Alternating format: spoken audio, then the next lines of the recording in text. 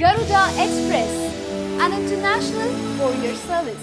ఈరోజు సాంప్రదాయాలకు అతీతంగా ఏదైతే మనం సాంప్రదాయం పెట్టుకొని ఎవరైనా చనిపోతే ఆ కుటుంబాలకు ఇస్తున్నామో దాని అన్నీ కూడా ఈరోజు పక్కన పెట్టి ఈ కాంటాక్ట్ చేయడం వల్ల ఈ ఎలక్షన్స్ వచ్చాయి.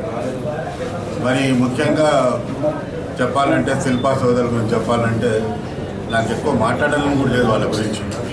ఎందుకంటే బేసిక్గా వాళ్ళేం రాజకీయ నాయకులు గారు, వాళ్ళ తాత రాబోతురు కాదు, వాళ్ళ నాయన సెంట్రల్ మినిస్టర్ కాదు, ఈయన వీళ్ళు 5 సార్లు ఎమ్మెల్యేలు తీసి మినిస్టర్లు చేస్తున్నారు కాదు అని వారి గురించి మాట్లాడకూడదు. కానీ ఈరోజు పరిస్థితులు చూస్తుంటే ఈరోజు ఇంత తిరగడం ఇదంతా చూస్తున్నామంటే ఆ బిజినెస్ పీపుల్ కూడా మొన్న రీసెంట్గా 94-95లో నేను ఎమ్మెల్యే ఉన్నప్పుడు నా ఇంట్లోనే ఫస్ట్ వీళ్ళకు ఆఫీస్ కూడా పెట్టుకొని వాళ్ళు స్టార్ట్ చేయడం. అంటే నేను బిజినెస్ అనేది బాగా చేసినారు, దాని గురించి చెప్పదాన్ని, దాని గురించి నేను అనకూడదు కూడా.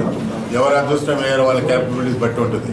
కానీ ఈరోజు చక్రపాణి గారు మాట్లాడే మాటలు వాళ్ళు ఇచ్చేది చూస్తుంటే ఎందుకు అట్లా మాట్లాడుతుంటో అర్థం కావటం లేదు. మీరు ఈరోజు క్యాన్వాస్ చేస్తున్నారు, మేము తలుచుకుంటే సినిమా యాక్టర్లను తీసుకొచ్చి చేపిస్తారంటే దీనికి ఏం సంబంధము? ప్రజల మన్నలను పొందాలి కానీ ఒక్కొక్కరి ఆల్రెడీ వాళ్ళ దగ్గర ఒక సినిమా ఆర్టిస్ట్ ఉండనే ఉంది, ఆర్టిస్ట్ని తెచ్చి చేపిస్తారంట. శిల్పా బ్రదర్స్ అంటే ఏమనుకుంటున్నారు? ఒక్కొక్కరి చిట్టా విప్పుతాను. ఏది చిట్టా ఇప్పలేదు నాకు అర్థం కాదు. ఎవరిదే ఉంది ఇక్కడ? రాజకీయాల్లో దశాబ్దాల నుంచి ఉన్నాము. నువ్వు నిన్న కాక మొన్న వచ్చావు, ఏ రకంగా వచ్చావు అనేది ఈస్ట్ ఇండియా కంపెనీ వచ్చినట్లు ఈడికి వచ్చి ఇక్కడ ప్లాట్లు వేసి ఇక్కడ ఉన్నటువంటి వీళ్ళని పెట్టుకొని నువ్వు రాజకీయాల్లోకి వచ్చి ఈరోజు నువ్వు ఉన్నావు. అందులోకే పెద్ద సీనియర్ మోస్ట్ మాదిరి ఈ బిహేవ్ చేయడం కొంచెం మాది కూడా తప్పు ఉందిలేండి. ఒక్కటేసారి ఇల్లు డీసీసీ చేయడం మా పెద్ద తప్పు. దాంతో ఏదో కేంద్ర మంత్రి ఏదో అనుకుంటుంటూ దాంతో ఏమైనా ఈ ఎలక్షన్స్ ఈరోజు అభివృద్ధికి ఉన్నటువంటి ఒక డెవలప్మెంట్కు దానికి సంబంధించినటువంటి ఎలక్షన్లు ప్రజలు ఈరోజు ప్రతి ఒక్కరిని చూస్తున్నారు.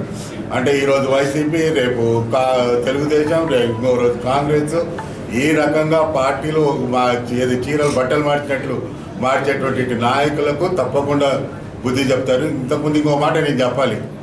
మేము పక్కన మా రాజా ఉన్నాడు, మేము కూడా ఒక 4 సార్లు ఆ కుటుంబం మా కుటుంబం కూడా మేము పోటీలు చేసుకున్నాం. కానీ ఎప్పుడే కానీ డెవలప్మెంట్కు వాళ్ళు కానీ మేము కానీ డెవలప్మెంట్ సహకరించాం. ఎప్పుడు ఒకరి మీద ఒక కేసు 20 సంవత్సరాల్లో ఎప్పుడే కానీ మేము కేసు పెట్టుకున్న పాపన పోలేదు.